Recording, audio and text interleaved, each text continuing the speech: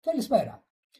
Για πρώτη φορά ετοιμάζω ένα σεμινάριο για σένα που δουλεύεις από το σπίτι ή πηγαίνεις σε σπίτια άλλων και παρέχεις υπηρεσίες άκρων, αισθητικής, κομμωτικής, φρύδια, οποιαδήποτε υπηρεσία ομορφιάς.